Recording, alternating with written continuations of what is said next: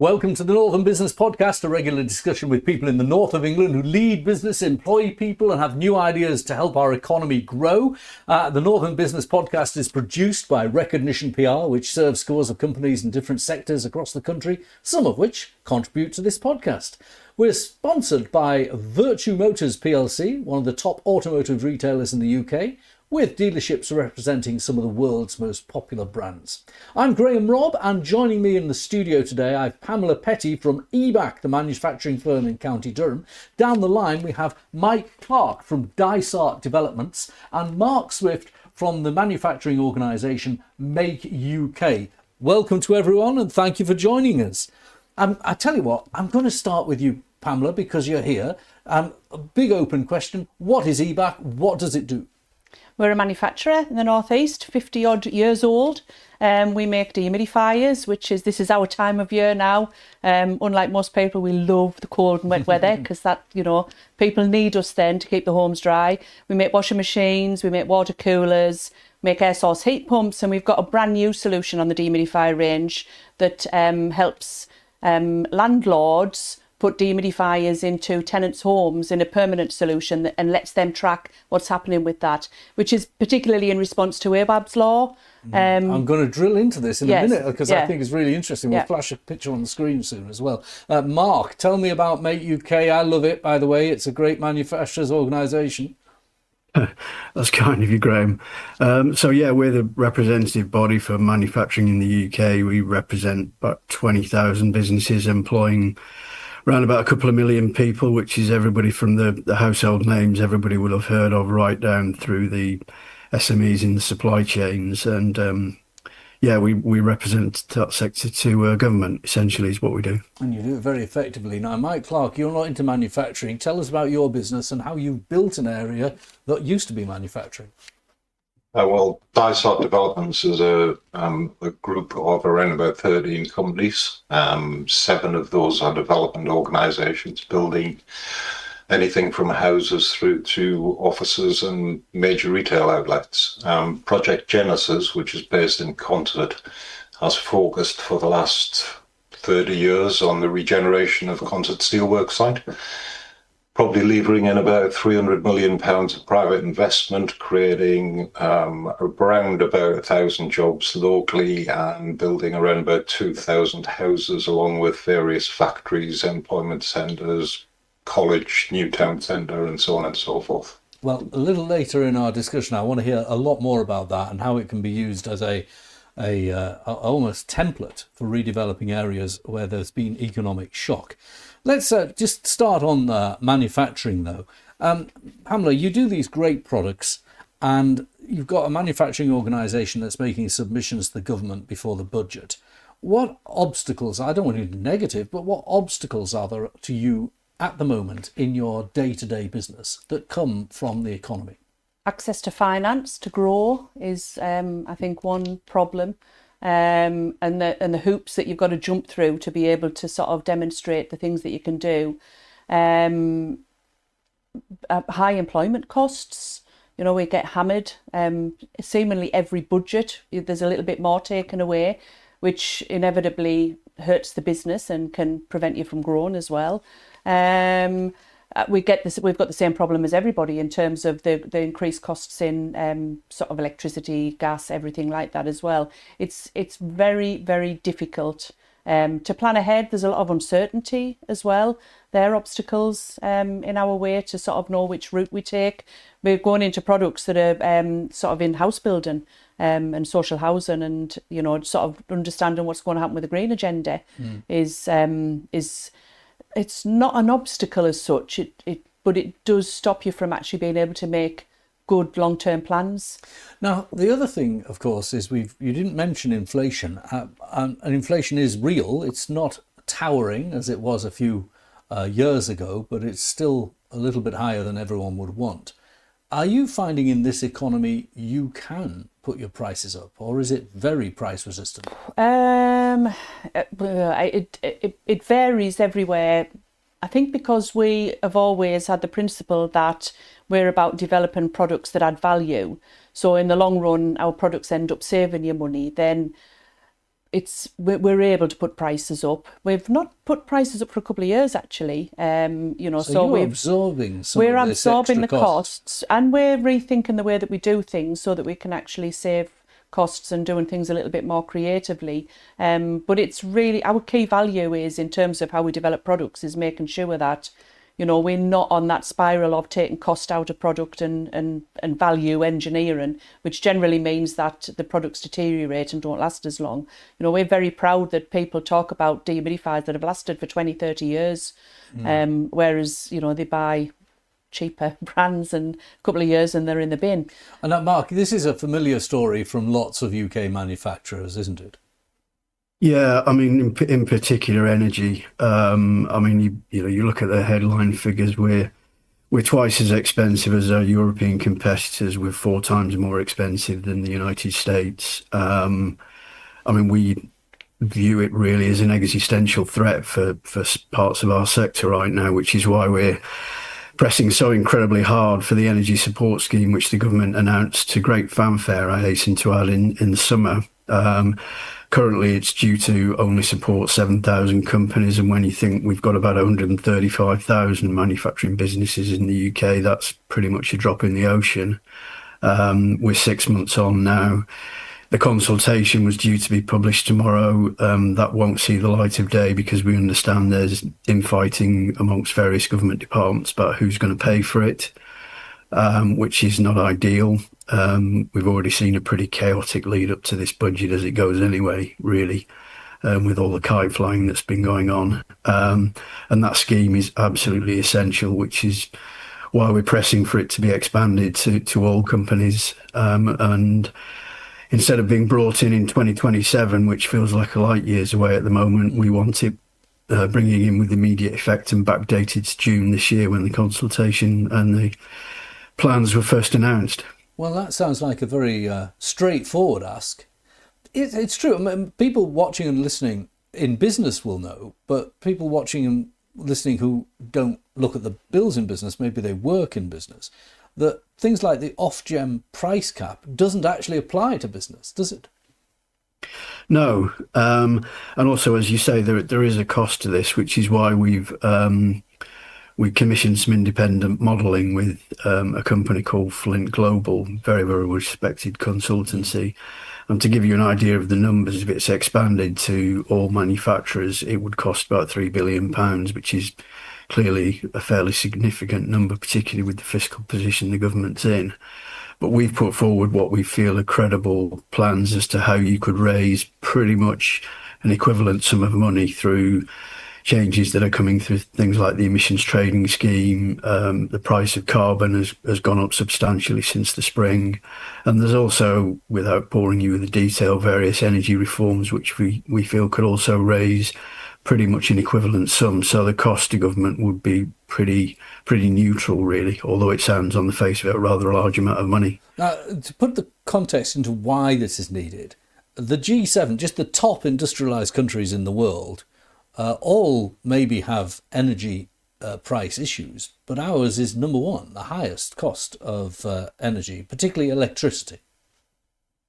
Yeah, and I mean there are various reasons, a lot of which are quite technical as to why our energy costs are so expensive.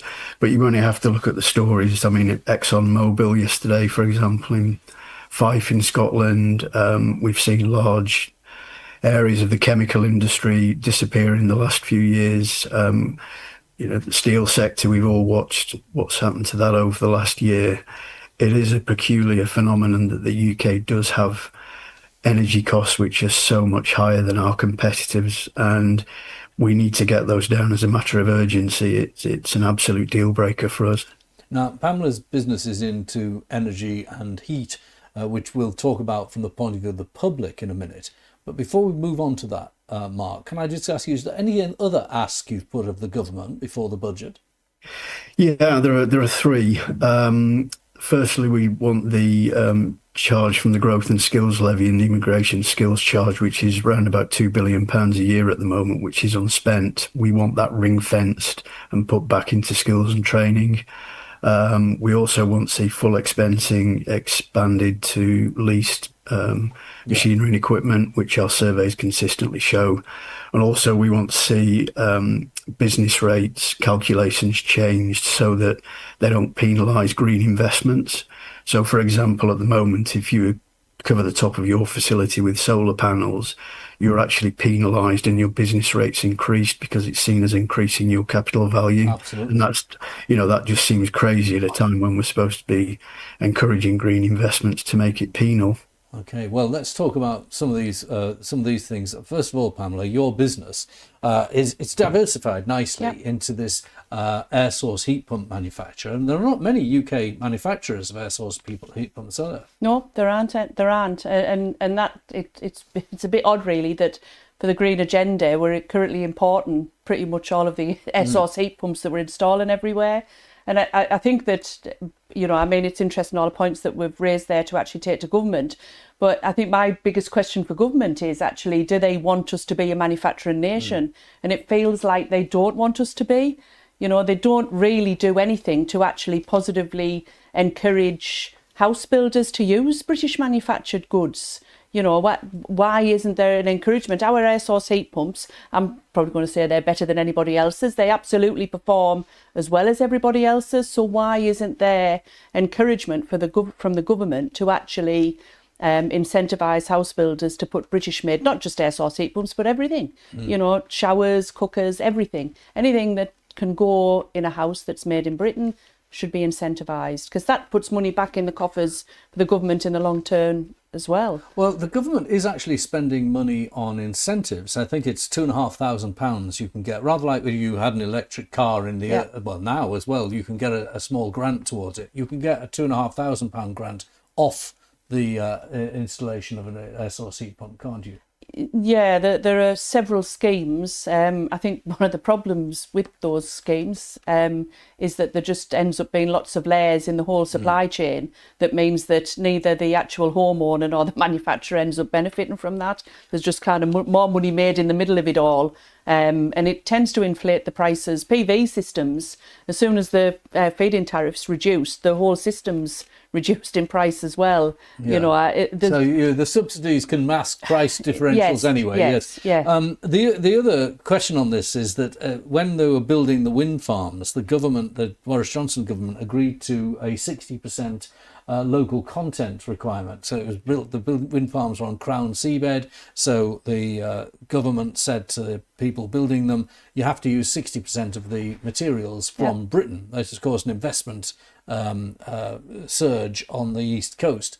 If they said there had to be a list of manufacturers that were approved because of local content, is that something? Absolutely, that would be fantastic. I mean, I'm having conversations with our local MP and sort of local bodies that can champion policy change and things to try and get that done, because it just makes sense to do it. Why import things when we can make them as well as, if not better, than the goods coming in? Do you think if this happened, Mark, I mean, taking a slightly more distant view, it sounds really great here in our studio chatting to a local manufacturer about this, but actually, would it put Britain at a disadvantage if we started to do these sort of non-trade barriers towards imported goods? No, I mean, it's an interesting point as to how far gone in our culture we've gone as a sort of not anti-manufacturing nation, but not seen as critical to the future of our economy. And I think one of the things that COVID taught us was that national resilience and national security and the ability to make things here is absolutely critical. And I think part of the problem is, for a long time as a country, we've taken that taken it for granted.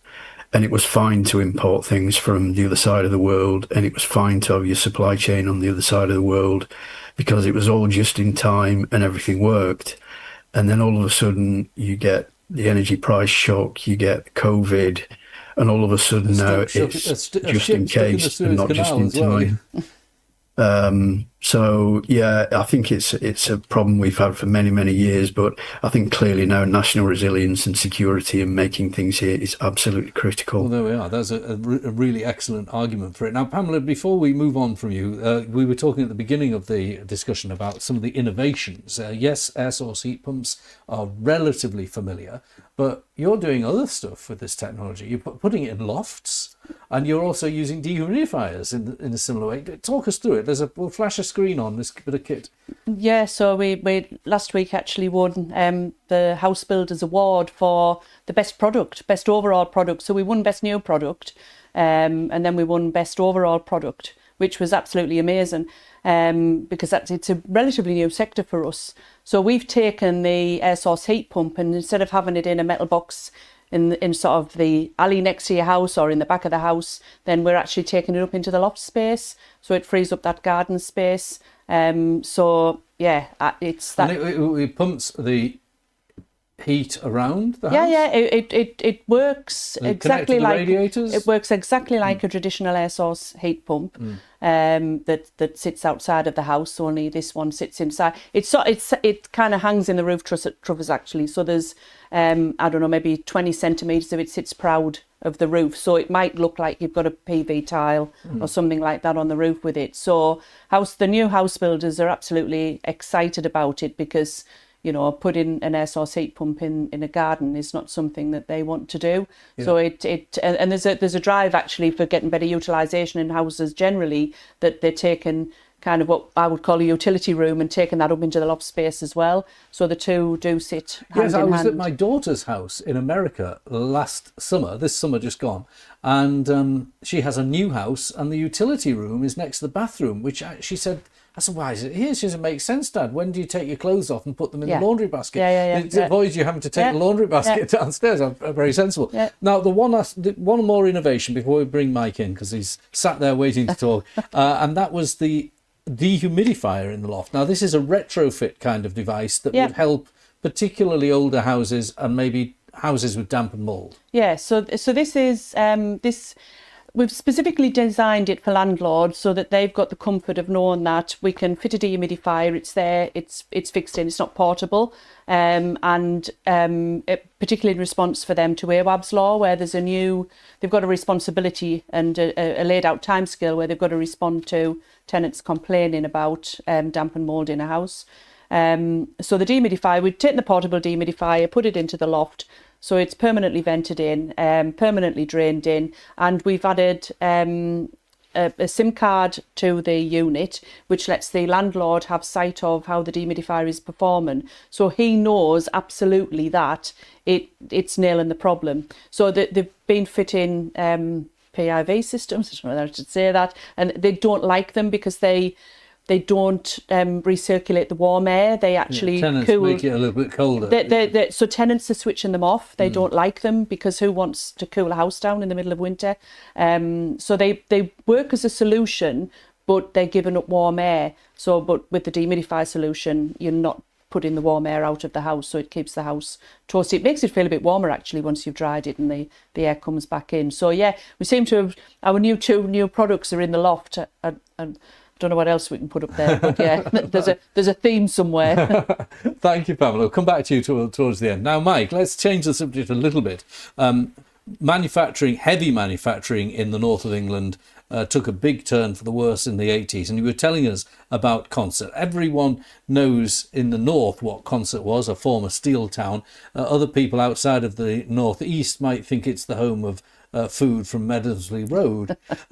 So tell us about your involvement, because it seems to have run through your total adult professional life, this project. Just about. Well, previously I was chief executive of the local authority when Project Genesis, or shortly after Project Genesis was introduced as a concept within Consett for the steelworks. And at that point, after the steelworks closed in 1980, we were still suffering the impact of that. So 35% unemployment level, major issues with regard to deprivation, health, and so on and so forth. Lost 10,000 population, mainly young people from the area. And at that time, what we needed to do was find a way of utilising the land that used to be the steelworks site and using the benefit of that land to regenerate the area. And it's taken a long time to get to where we are, but the area is now totally different from what it was 30 years ago. We now have a fairly vibrant economy within Consett, bucked the trend to a certain extent over recent years. And we've done that by making the most of the development opportunities that the land gave us and then recycling the profit from that development into further development of the land. So as I say, we've built around about 2,000 houses over that period of time in Consett. We've stimulated the local authority through development of retail and service outlets. We've provided the opportunity for people like Derwentslade College to relocate and redone the town centre.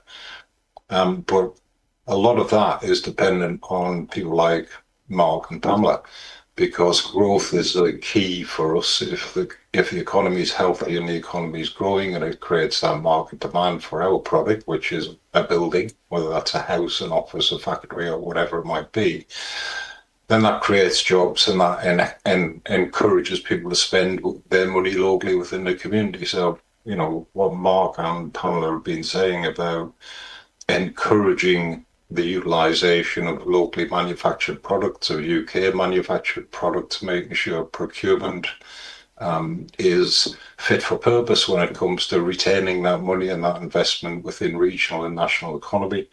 I think all of that is much needed. Now, Mike, I know that your development company has sites that you're looking at bringing housing and re-enlivenment to all over the northeast of England.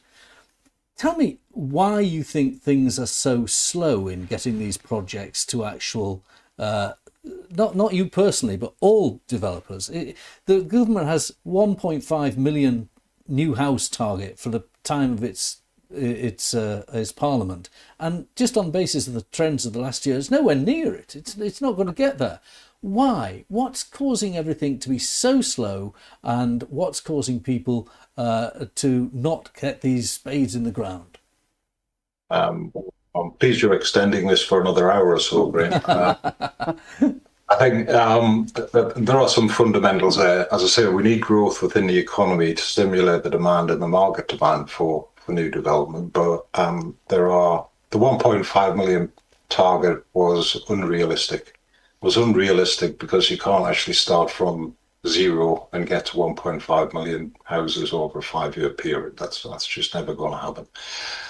But if there's uncertainty on the economy, if there's a rising spectre of unemployment, those sorts of issues are always going to impact on housing demand and the need for new housing from a market point of view. If the government believes it can invest in affordable housing, then that's a very, very big bill it would have to beat to actually stimulate the market through the provision of affordable housing. It's market demand which will actually drive that housing delivery. Costs have gone up over the period quite significantly, and if the market demand is not meeting the cost increase, then we have difficulty as development making a return which is going to stimulate investment in the economy. On top of that, we've got a planning system which is, in my view, not fit for purpose.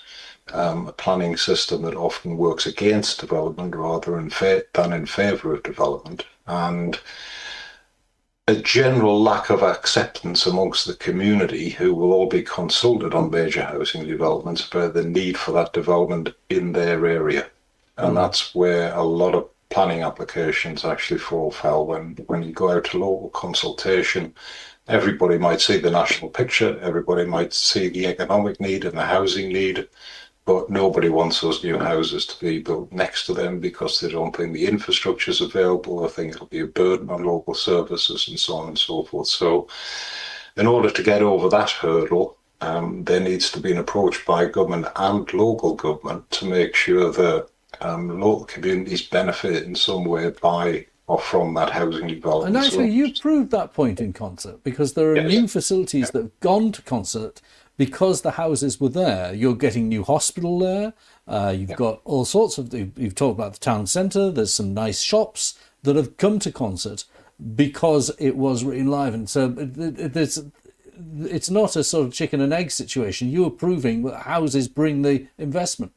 Yeah, and that's why we changed that strategy in the late 1990s to ensure that house building would drive that economic improvement within concert, because it brings people to use services, it brings money spent in shops, and so it brings employers who have a better base, if you like, for employees and so on and so forth. There needs to be an approach which actually helps that cultural shift, if you like, towards localism. Mike, we're going to have to wrap up in a minute, but I wanted to ask you another question, a little bit controversial, and just your opinion on this. My young daughter is moving house soon to her second house, and she's buying a house in County Durham, so it's not in a sort of, not in the leafy south of England or anything. And now she's got a reasonable amount to spend, but it's not over the top. But it's a reasonable amount. And the stamp duty for this second house, I was blown away.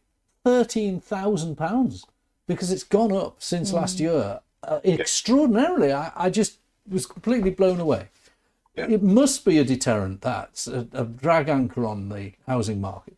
Absolutely. Nationally, you can see that impact as well, because the offers that are made and the acceptance that have been received currently on second-hand housing is quite significantly down on what it was last year. I can't remember the figure, but it's something like £7,000 average below the asking price that people are accepting now, and part of that is because of stamp duty. Yeah.